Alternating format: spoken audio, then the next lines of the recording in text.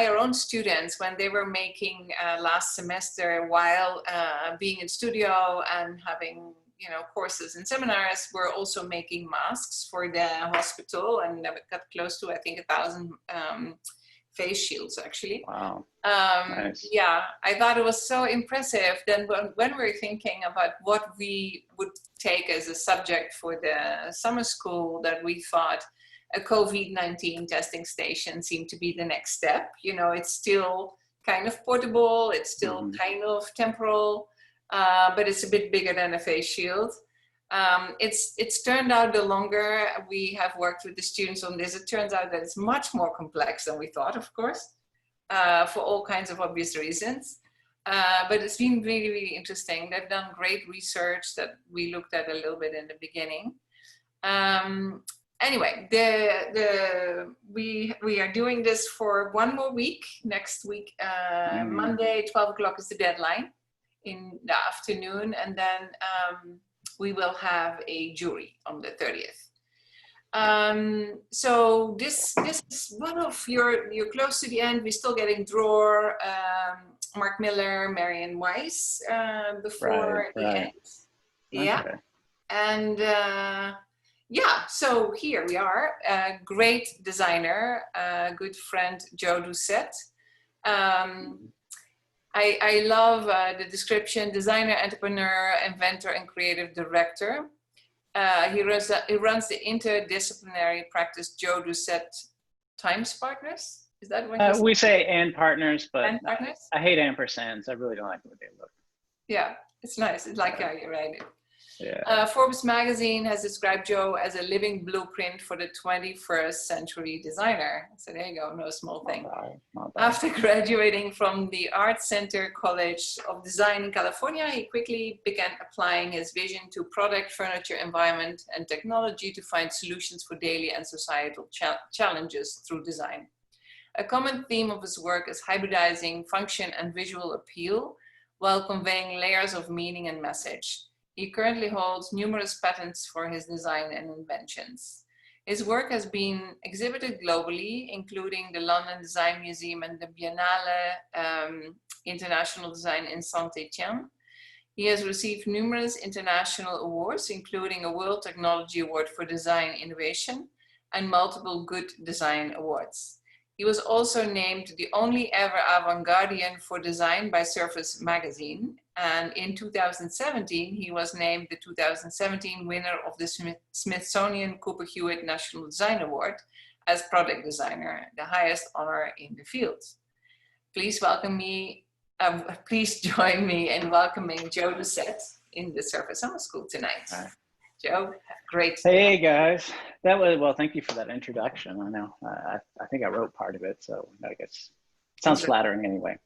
But no, I'm super excited to be here. In particular, you know, I'm really excited, Winka, what you and Mark and the rest of the team put together. And I'll tell you why, because it's like the perfect embodiment of what I think good design is really good at. And that is taking like adversity and creating opportunity out of it. So, you know, I mean, for your students, you know, you think about it, the list of speakers that you have put together, of guest lectures that you're getting one after the other, just from such different fields and geographies and backgrounds, like this wouldn't have happened if it hadn't been for this epidemic, this pandemic, I should say, that we're in. But, you know, rather than sulk and say, well, school's over, we don't know what to do, you actually made something better out of it. And so I'm honored to be a part of it. But, you know, I really appreciate what you've done, and I can imagine your students do as well. So I'm going to try not to screw it up for you. Thank you. I'll do my best. So guys, I'm really excited to be with you. You know, I spent a lot of time thinking about, you know, how best I could be useful to you in this, you know, hour or 2 hours that we have. You know, the approach I took was what you're going to be working on, what you're currently working on. It's a very, very difficult subject matter. There's not a lot of historical reference to choose from. There are not a lot of analogous projects to reference so that you can, have sort of this understanding and insight and inspiration from. And I know I've been there before. I've done a few projects like that. And I really wanted to spend a lot of this time talking to you about them, about the, not the glossy photos that come out of the end, but about, sort of the real process and how it happens and, a little bit of the sausage being made. I think, if anything, it might help you as you're going through this and understanding that, A, you're not alone. But B, sometimes through adversity, kind of interesting things can happen. And, I'll lay everything out bare for you and tell you what I know, and as clearly and as truthfully as I can, and as succinctly as I can, because I know it's nighttime for most of you. But and so with that, I've got a little presentation. There's just 4 projects, but I think they're relevant. I think you're going to, hopefully have some questions in your mind about your own project, and maybe through the Q&A, this might bring up some interesting topics of conversation. So with that, shall I open up? All right, now share my desktop. Oh, I should have probably tried that before. Are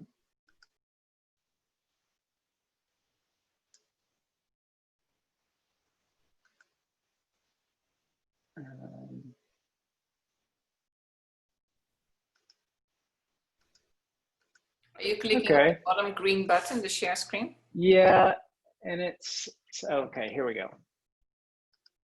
There we go. All right. That almost didn't work, guys. It worked. All right. Okay. So, I thought probably a good point to talk, a good place to start, rather than just jumping into some projects that I did, is, I'd like to talk about a little bit about what I think of design as in relation to these really difficult problems that we're solving, right? One of the questions that you always get asked by, journalists in some case or another is, what do you consider good design? Like, what is good design? What is a good design solution? And I think that anyone who has a pat answer for that is completely in their own head. Like, how can you have the same answer for what is good design for a building and a coin? Both are designed objects, but how can the very same, dogmatic set of criteria apply to both? I just don't believe it. I don't believe there's a real answer for that. But, what I do believe is that good designers share 2 things. I know a lot of them, and I'll have to say that good designers and the design they produce share 2 qualities, and those qualities are optimism and empathy. Now, these sound like very fluffy words, to be applying to good designers, but I promise you, I have a real reason why I believe this and why I mean it. So, what do I mean by optimism? Well, I don't mean that, you just look at the bright and sunny side of life. What I mean is that you believe that things can be better.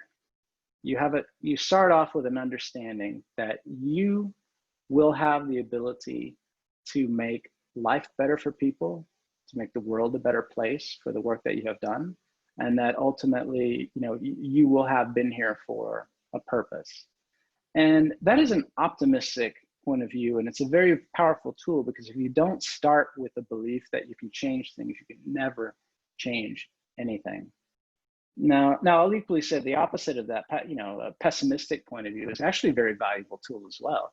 If you're an engineer or you're a lawyer, it's really good to have a view like things can go wrong at any time, because you spend your time preparing for that. But, I think optimism is a really important feature in good design, and every good designer and the result of their work that I know has an optimistic point of view about why they are here.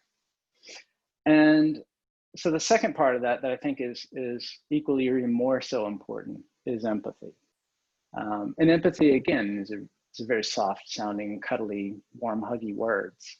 But I don't mean empathy and just caring about others, because that should be a given. I mean, we're social animals. That's part of what makes us human.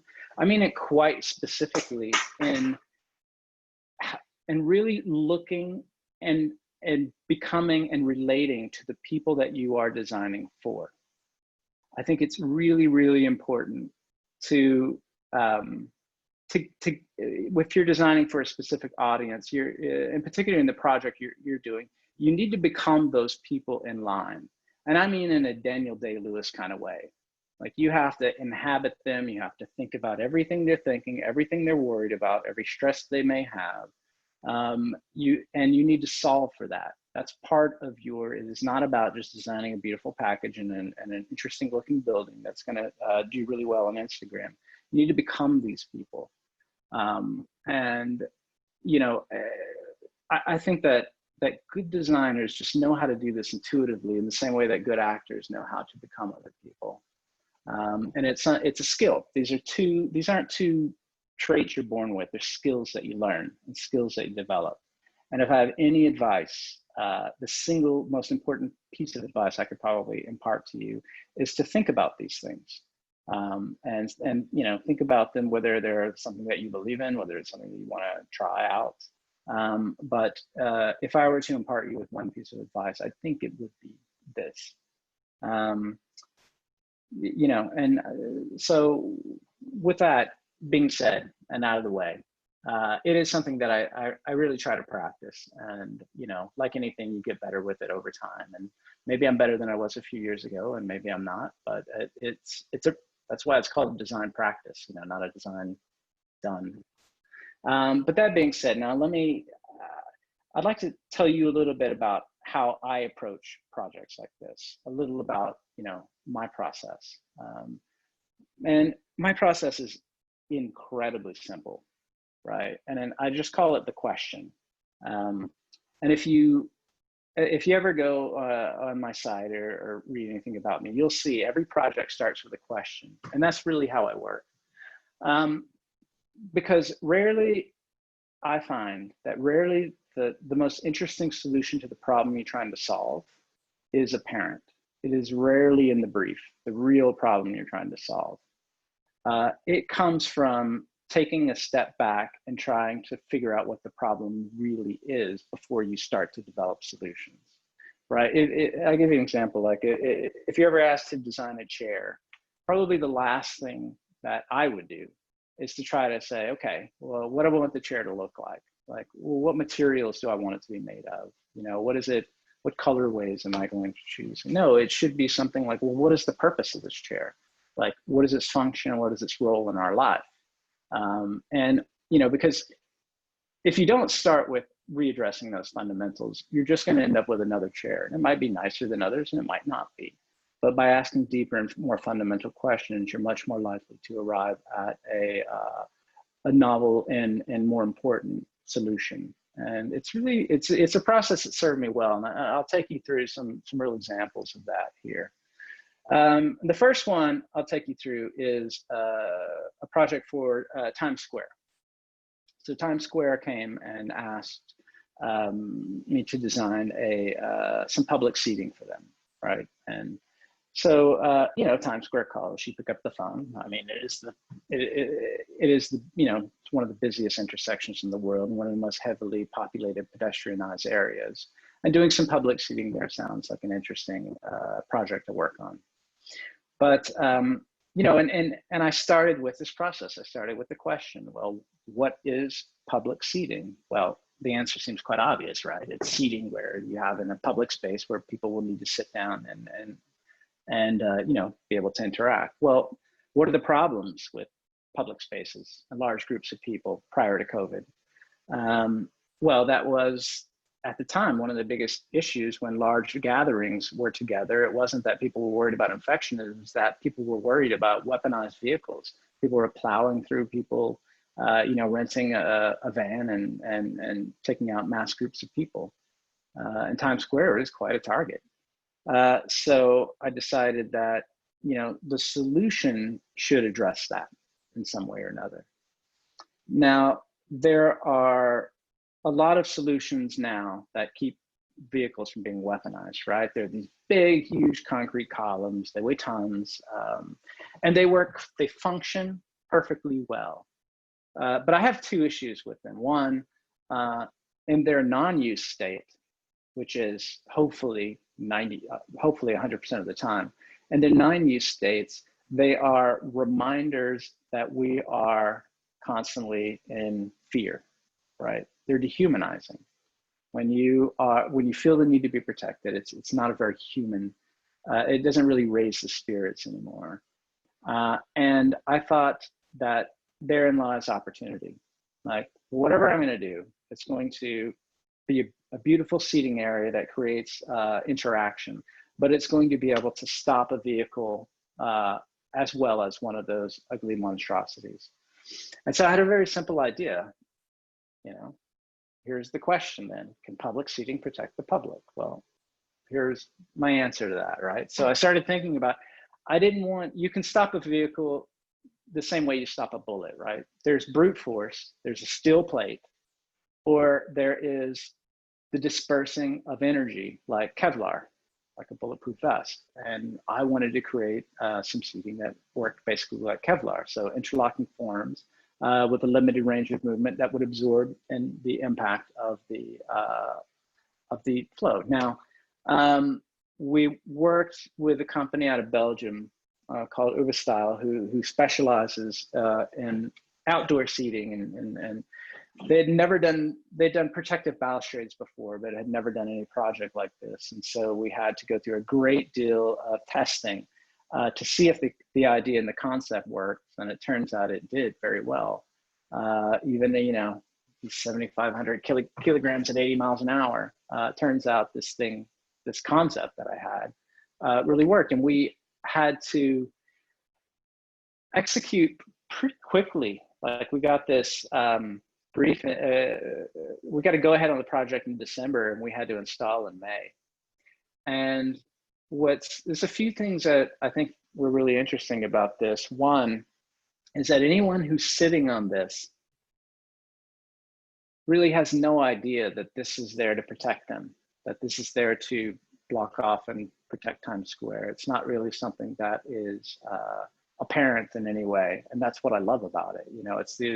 It can go together in any number of ways that allow for pretty interesting interactions, I think, with people, particularly in spaces like this.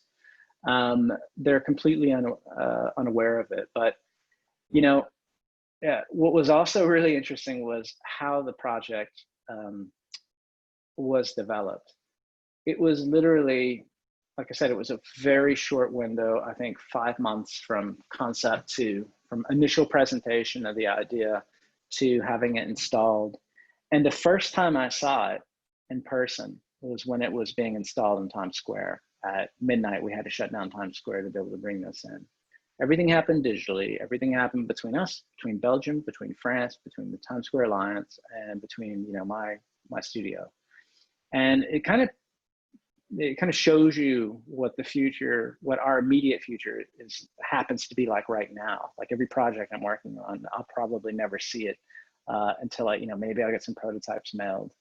But it was quite interesting. And I'll tell you a little secret about this, is that when I mentioned at times the Times Square Alliance that was the purpose of the seating, they fell in love with the way it looked. When I talked about the purpose of it, they didn't want to do it.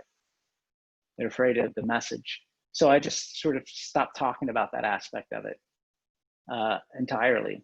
And only after we had it installed, and I was doing the press release, I was like, yeah, that's the whole purpose of it, and that's exactly, we're going to talk about that first and foremost, because that's the function. And then, it ended up. Can I ask you one question? Are you changing the slides? Pardon? Are you changing the slides, or are you still in your introduction? Oh, the slides are changing. Are you guys not seeing any of this? No, we're not seeing them change. What the heck? All right. We want to see can you see my screen? Yeah, we see your screen, but okay. now we see it. Okay, so sorry guys, you had no idea what I was talking about. So here's how. It's really interesting without images, but we were wondering. Yeah, I just made it up. So this is essentially the concept, which looks very much like the final. How we would stop it, they would basically react like Kevlar and disperse the energy. This was all of the proper studies we had done to be able to get the certifications that were necessary to make the claims we did.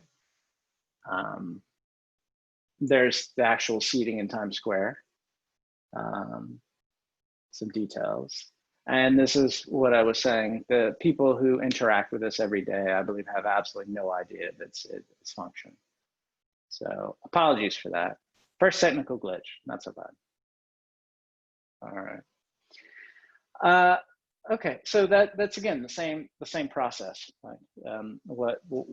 How I approach things is actually, I find it so remarkably simple that I really don't like to talk about it too much because it must seem quite boring. Like it can't be that easy, but that's just ask a question. Like, at the beginning, like most of you, I'm sure, sort of at the beginning of this pandemic and this crisis, I started struggling, thinking like, God, what can I do? I've got to be able to do something. There must be some contribution I can make. I'm just not sure what that is. But I spent about a good week just reading everything that I could, trying to gain that moment of insight. Like, okay, so that I know when an idea is clear. I was reading, and one of the things that popped out of me was, at the time, everybody was worried about, should we wear masks? Should we not wear masks? Are they any good? Are they not? And much like you guys, I came to the understanding, that leading epidemiologists and medical professionals believe that face shields were the way to go. Face shields offer so much more protection than a face mask. A face mask is really exceptional at keeping an infected person from affecting others, but it doesn't really keep you from getting it in the first place very much, because your face is where most of your orifices are, right? It's not only about breathing something in, it's more, you have all these orifices. The skin on your face is basically like a sponge, and you touch your face 20 times an hour on average. So while you're listening to this lecture, you will have touched your face 20 times, at least the average of all of you. And that's how you actually get it yourself. But the problem is that how do you use design to encourage adoption of an unwanted necessity? Because if face shield is something we should be using to stop the spread of this, then we should be using them. The problem is for general consumers is they're gangly, they're bulky, they are alien, they are dehumanizing and dispiriting. And there are, it is an alien behavior for us to put on a face shield. We already do it enough with a face mask. And so I started to think, like, what kind of solutions do we have? What kind of behaviors, going back to the empathy again, what kind of behaviors can we adopt that people already do, that don't feel alien, that don't feel as if we're living in some dystopian science fiction film? And the fact is, we all are used to doing this. Like, this is a normal behavior. If I go outside, particularly me, I wear sunglasses. And I thought, can we just adopt that and build a face shield around there? Now, it was an interesting concept. I thought, now, normally what happens at this point in the process of design, right, is that I approach a manufacturer that I know, usually in some category. We begin talks. If they're interested in the idea, we begin a development process. And a year to 2 years later, you have a product on market, right? And that is just not a timeline that works here. So I did something I hadn't really done before with this, because I felt a sense of urgency, and I just didn't have any contacts and companies that I thought who could actually produce this. So what I did was I just put it out. I just, put it out on Instagram, and I did my newsletter mailing. And the response was overwhelming. I mean, it was pretty crazy, like 1,000 emails a day, kind of crazy from people every day. And so we then had, in 1 week, we had about a dozen meetings with different interested parties and manufacturers. We ended up settling with a partner and working with Parlay, which is, so I kind of knew them, but I had no idea they had interest in this. But we quickly started the development process, and then everything went terribly wrong. Because all of a sudden, in order to get a decent price point on this, you have to make in China. China was not releasing any of the materials. They're not releasing any PPE out of the country. They're holding all of the raw materials there. So we began again, moved manufacturing to Italy and Germany, and are, I believe, a few weeks away from final prototype into production, which should go very fast after that. But it's this sort of way of working, or my approach, just it sort of seems naturally like it would lead to a project like this. I almost feel like if you almost like it's on autopilot, because when you ask the right questions, the answer is just so obvious, And again, using the tools of design, I purposely made it look very stylish. I wanted it to look very chic, because I knew that would get the most attention. I knew that would get the most attention on the project, which is what I wanted. So it was quite intentional to make it look like that, and when I did the renderings, to put them in these locations, and we very quickly moved to the technical aspects, and had to figure out things like, how do you prevent fogging? How do you make this thing light? How do you apply the lens coating? How can you quickly change the style from men to women to different versions? What does licensing look like? We want this out there as quickly as possible. What kind of partners do you have to bring in? And I had a lot of people come to me with just money. They were like, we don't know, we want to invest in it. Hey, well, how much money do you need? And I was like, no, thank you. I don't want all the headaches. I want to partner with someone who will deal with the headaches. I like designing things, not an operator.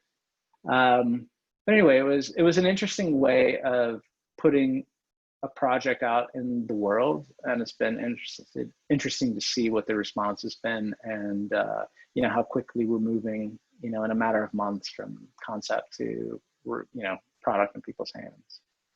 So that's my question. This one I keep it. This one I did a number of years ago. The other two are very recent projects, but this one I keep bringing it back because I think it illustrates a point where, when you're attempting to address a large problem, you don't necessarily need large solutions. Sometimes a small drop helps, and with this particular issue we were dealing with was really sort of the ravaging effects of climate change, and how do you, when you have a big rally, when there is some catastrophe that happens, it's very easy to get people to rally around, like, yes, this is a real problem. Our oceans are rising. But every other time of the day, every other time of the year, every day where there's not some massive occurrence that happens, how do you keep people reminded of what our inaction and what apathy will do? And so, I was asked to contribute a project for a benefit, for a hurricane relief benefit, for auction. And I thought I wanted to do something bigger than just an object, I wanted to do something that I thought I felt personally worthwhile, having worked on it. But is there a very simple way of reminding people what the negative effects of climate change are, again, in a beautiful way? I think that the more you can engage with the senses, the more how can you be optimistic and empathetic while at the same time reminding something of someone terrible, someone of something terrible every day? Like it's a difficult challenge. So I solved it like this. It's a mirror. The top is clear and the bottom is blue, but the bottom is set at a slightly different angle. And what happens when you stand in front of it is it gives you the appearance that you are neck deep in water. And you know, it's a bit of an art installation. I wouldn't call it a product. I don't really know what I would call it. But you know, in a public setting or in a populated area, in something where you have a lot of people passing by, I think it's just the kind of effect that make you wonder, like, well, why is that? Why am I seeing that? And when you realize what you're seeing is our future, if you don't act, you know, it may have some type of impact. You know, it's basically a physical poster that moves with you, I suppose. But again, it just goes to show that sometimes big problems require big solutions, but small contributions from people who care really do help. They build. You know, maybe this inspires, I was inspired by someone else to do something like this. Maybe this inspires someone else to do some action. Whatever you do will inspire others and others. And through that accumulative effect, you know, we really can make an impact some way or another. Okay. Tell me you're seeing this, right? Okay. So the last project I wanted to share with you was, you know, again, I think it's a good illustration of this principles that I've been talking about. It's one of my favorite projects. And it has nothing to do with larger global issues or big things like that. It does have to do with public and health safety, but it was a little more personal. I had a friend who was in a motorcycle accident involving a car, and you know, sort of nearly barely walked away with his life. And I was, you know, and happened to say something to me like, yeah, I mean, you know, I don't know what people did without helmets before. You know, helmets saved my life. And I was thinking, and it just sort of occurred to me, like, well, you know, again, going back to the question, like, what is the purpose of the helmet, right? You know, it's basically there to protect your cranium, right? It is there as a last resort post impact, post accident that you have. And the question is simple, like, what if it actively helped prevent accidents and not just prevented negative results of an accident? Like, could it be more active? What could it do? What role could it play? Well,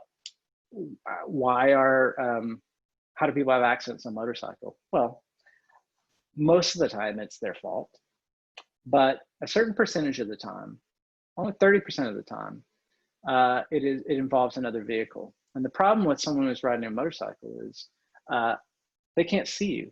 You have lights on the back of a motorcycle and turn signals, but guess what? They're below the view level of a windshield. They're down there, and when you're driving, you're looking up there. So I just simply took a motorcycle helmet and put lights on it, right? So, you know, USB, you know, basically accelerometers, so that it knows when you're going fast. It knows if you're turning left or turning right, and can signal. It knows when you're slowing down and automatically brakes, and you're at a much higher level of view, you know. And I just really loved the simplicity of the idea.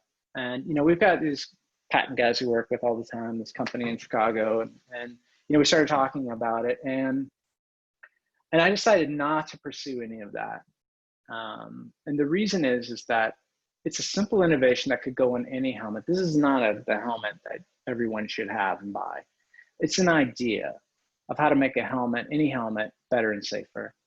And so when I did this project 2 years ago, when I did the release, I said specifically, I do not own the IP. I do not want any licensing. We're opening it to everyone. This is not something we're going to patent nor allow anyone else to patent. It's like a seatbelt, you know. How do you hold a patent for a seatbelt and keep other people from using it? It's just not right.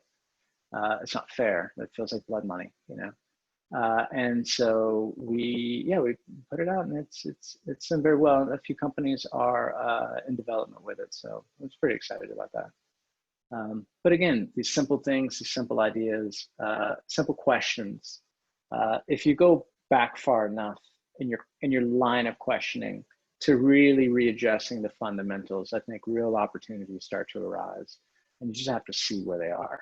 You just have to pay attention, be aware. And that really is what, you know, that's exactly everything I can tell you in a nutshell about what I do when I'm asked these questions.